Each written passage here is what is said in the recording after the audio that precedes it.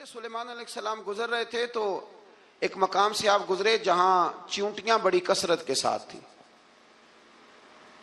تو ایک چیونٹی جو ان چیونٹیوں کی سردار تھی، ان چیونٹیوں کی بڑی تھی، اور مفسرین کرام نے یہ بھی لکھا ہے کہ وہ تھی بھی ایک آنکھ اس کی کوئی نہیں تھی، ایک ٹانگ اس کی کوئی نہیں تھی، لیکن اس حال میں بھی وہ چیونٹی جو تھی وہ چیونٹیوں کی قیادت کر رہی تھی. تو حضرت سیدنا سلیمان علیہ السلام کا لشکر جب وہاں سے گزرا تو وہ کہنے لگی یا ایھا النمل ادخلوا مساکنکم، کہنے لگی چیونٹیوں اپنے بلوں میں گھس جاؤ، کہیں ایسا نہ ہو کہ سلیمان علیہ السلام کا لشکر بے دہانی میں سلیمان کا لشکر توجہ نہ کرے اور تمہیں پاؤں کے نیچے مسل دے، لہذا اس طرح کرو کہ تم اپنے اپنے بلوں میں گھس جاؤ.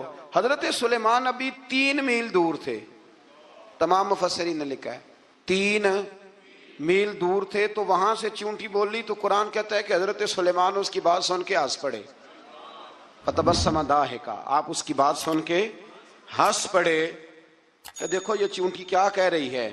ذرا غور کرنا بات پر کہ حضرت سلیمان 3 میل دور فاصلے پر چیونٹی کی بات بھی سن لیتے ہیں. مولوی نے قرآن کی آیت پکی یاد کر لی، انا بشر مثلکم، کہتا ہے حضور نے کہا میں تمہاری طرح کا بشر ہوں، نبی ہماری طرح ہوتے ہیں جی. تو وہ تو 3 میل دور چیونٹی کی آواز سن لیتے تھے، اس کے کان میں چیونٹی رکھو بلا، اسے کہو کہ بتا بلا کیا کہتی ہے، کچھ بتائے گا پھر دوڑ لگا دے گا شاید. کان میں رکھو اس کو، کہو بتا چیونٹی کیا کہتی. اور اگر یہ لفظ نہ ہوتے قرآن کے کہ جب انہوں نے سنا تو ہنس پڑے، یہ جملے نہ ہوتے تو شاید اس کو بھی نہ مانتے. لیکن حضرت سلیمان نے سنی چیونٹی کی بات. اور اب اگلی بات کہنے لگا ہوں، بڑے خوبصورت لفظ لکھے ہیں مفسرین نے، فرماتے ہیں دیکھو ایک چیونٹی نے ایک جملہ بول کے، ایک چیونٹی نے ایک جملہ بول کے اپنے قبیلے کی خیر خواہی کی تو رب نے اس کا جملہ بھی قرآن میں بیان فرما دیا. تو جو ساری زندگی لوگوں کو جملے بول بول کے کہے رب رسول کی طرف آ جاؤ تو اللہ قیامت میں اس کی بات کو قائم نہیں فرمائے گا. جو بھی کسی کی خیر خواہی کرے وہ ایک جملہ بول کے کرے اور ہو بھی چیونٹی، تو اگر اللہ اس کا ذکر قرآن میں باقی رکھتا ہے تو میں اور آپ اگر کسی کی خیر خواہی کریں گے تو انشاءاللہ ذکر باقی رہے گا. شرط یہ ہے کہ کریں خیر خواہی.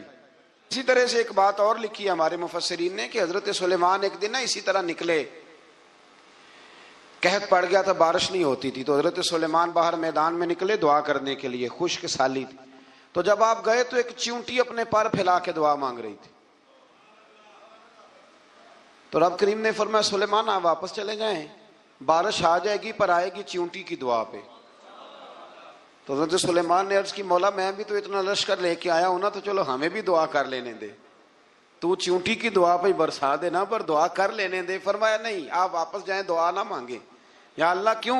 فرمایا چیونٹی کا دل ٹوٹ جائے گا، وہ تو کہے گی کہ یہ سلیمان کے لشکر دعا پہ پھر بارش آئی ہے.